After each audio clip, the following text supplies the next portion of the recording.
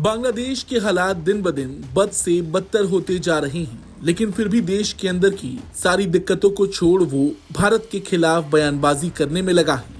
बांग्लादेश ने भारत की सीमा सुरक्षा बल यानी कि बीएसएफ द्वारा सीमा पर अवैध घुसपैठियों और तस्करों के खिलाफ किए गए अभियानों पर कड़ी प्रतिक्रिया व्यक्त की है।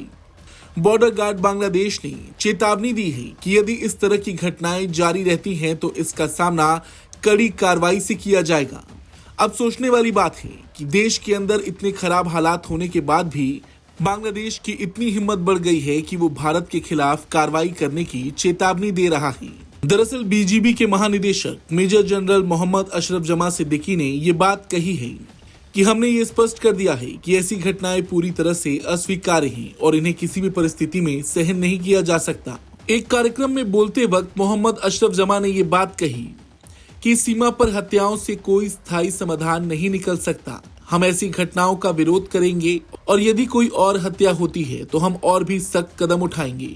ये टिप्पणी बांग्लादेशी नागरिक मोहम्मद अल अमीन की बीएसएफ की कार्रवाई में मारे जाने के एक दिन बाद आई है। आपको बता दें, जो रिपोर्ट सामने आई उसके मुताबिक 28 फरवरी लगभग 7:30 बजे बीएसएफ ने भारत बांग्लादेश सीमा के पास कुछ संदिग्ध गतिविधियां देखी और जब बीएसएफ ने वहां मौजूद लोगों को रोकने का प्रयास किया तो वो जबरन भारतीय सीमा में घुसने की कोशिश करने लगे। बीएसएफ पर हमला करने की कोशिश भी की गई।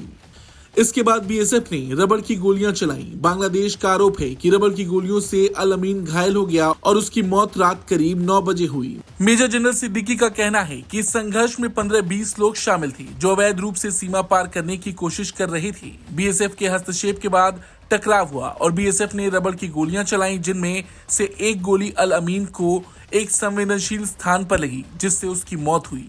इसके अलावा ये भी बताया गया कि इस दौरान अवैध बांग्लादेशी घुसपैठियों के हमलों में बीएसएफ का एक जवान भी घायल हो गया। लेकिन सोचने वाली बात यह है कि बांग्लादेशी घुसपैठियों को लेकर बीजीबी कितना परेशान है।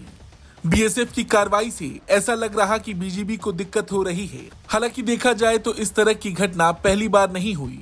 अक्सर बांग्लादेशी घुसपैठ के जरिए भारत में घुसने का प्रयास करते हैं और कई बार बीएसएफ की कार्रवाई में कई घुसपैठियों को पकड़ा भी जाता है। रही बात बांग्लादेश की, तो वो घुसपैठियों को रोकने की बजाय भारत को चेतावनी देने में लगा है। बीजीबी की ओर से जो कुछ भी कहा गया उस पर आपका क्या कुछ कहना है, कमेंट करके जरूर बताएं। ब्यूरो रिपोर्ट, भारत तक।